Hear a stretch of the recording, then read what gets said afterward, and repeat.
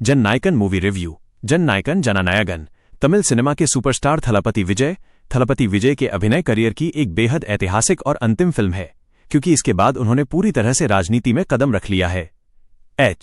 विनोद द्वारा निर्देशित और केवीएन प्रोडक्शंस के बैनर तले वेंकट के नारायण द्वारा निर्मित इस फिल्म से फैंस को बहुत अधिक उम्मीदें थीं। ये फिल्म तेलुगु हिट फिल्म भगवंत केसरी का रीमेक है, जिसे निर्देशक विनोद ने एक राजनीतिक और सामाजिक एक्शन ड्रामा के रूप में नए सिरे से ढाला है। आइए विस्तार से समीक्षा करते हैं कि थलापति विजय की ये फेयरवेल मूवी सिनेमाई और भावनात्मक रूप से कैसी है। कहानी। प्लॉट। फिल्म की कहानी एक पूर्व आईपीएस अधिकारी वेट्रिकोंडान यानी थलापति विजय के इर्द गिर्द घूमती है, जो अब सुपरमार्केट चलाकर एक शांत जीवन बिता रहा है। कहानी में मोड़ तब आता है जब वो अपने एक दिवंगत दोस्त की बेटी विजी, जिसे ममिता बैजू ने निभाया है, की जिम्मेदारी उठाता है। विजी बचपन के किसी आघात, ट्रॉमा और डर के साए में जी रही है और वो सेना में जाने के बजाय एक सामान्य जीवन बिताना चाहती है। वेट्री का मुख्य उद्देश्य विजी के अंदर के डर को खत्म करना और उसे भारतीय सेना इंडियन आर्मी में भेजने के लिए प्रेरित करना है। दूसरी ओर कहानी का मुख्य खलनायक अमरीश बॉबी देओल समाज में नफरत फैलाना और लोकतंत्र को खत्म कर तानाशाही स्थापित करना चाहता है। अमरीश और वेट्री की ये वैचारिक और खूनी भिड़ंत ही फिल्म के प्लॉट का मुख्य आधार है, जो धीरे धीरे एक बड़े राजनीतिक संघर्ष में बदल जाती है। अभिनय और कलाकार। Cast performances. Thalapathy Vijay film की सबसे बड़ी ताकत थलापति विजय का स्क्रीन प्रेजेंस है। चूंकि ये उनकी आखिरी फिल्म है, इसलिए उनके फैंस के लिए उन्हें पर्दे पर देखना किसी उत्सव से कम नहीं है। एक परिपक्व मेंटोर और एक्शन हीरो के रूप में विजय ने बेहतरीन काम किया है। उनके संवाद, डायलॉग्स और उनका बॉडी लैंग्वेज सीधे जनता से जुड़ाव महसूस कराते हैं। बॉबी देओल विलेन के रूप में बॉबी देओल ने एक बार फिर से अपनी मजबूत उपस्थिति दर्ज कराई है। एनिमल के बाद वो एक बार फिर खूंखार और खतरनाक अंदाज में नजर आए हैं, हालांकि उनके किरदार को और अधिक गहराई दी जा सकती थी। ममिता बैजू और पूजा हेगड़े ने युवा विजी के किरदार में शानदार इमोशनल रेंज दिखाई है। वहीं पूजा हेगड़े की भूमिका सीमित है, लेकिन उन्होंने अपने हिस्से का काम अच्छे से निभाया है। सहायक कलाकार। प्रकाश राज, गौतम वासुदेव मेनन और प्रियामणि जैसे दिग्गज कलाकारों ने अपने किरदारों को पूरी ईमानदारी से निभाया है, जिससे फिल्म का ड्रामा मजबूत होता है। निर्देशन और पटकथा। डायरेक्शन और स्क्रीन प्ले।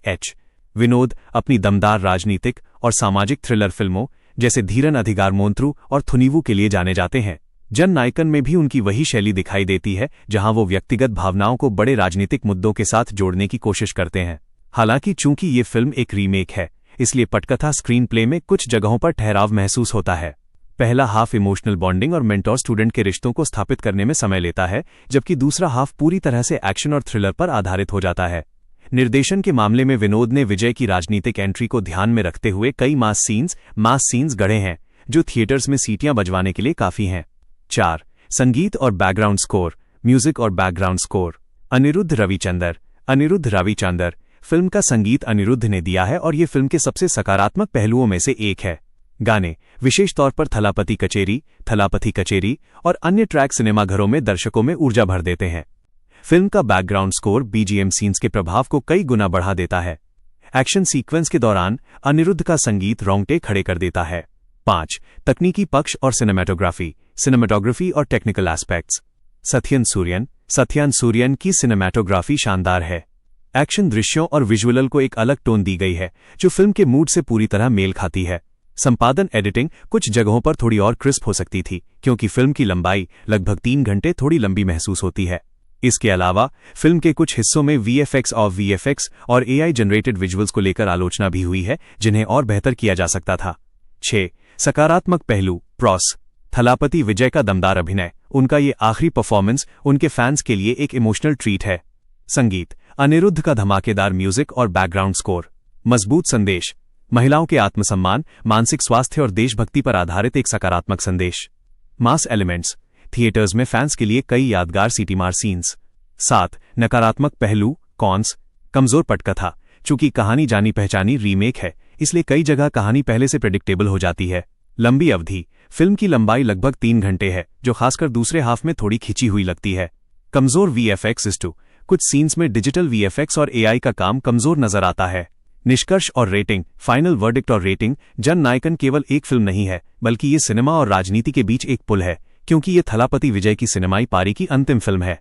भले ही फिल्म की पटकथा में कुछ खामियां और जानी पहचानी बातें हैं, लेकिन विजय का करिश्मा, दमदार एक्शन और अनिरुद्ध का संगीत इसे एक बार देखने लायक पूरी कमर्शियल एंटरटेनर फिल्म बनाते हैं।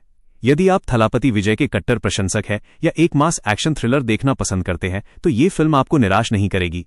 Rating 3/5 star.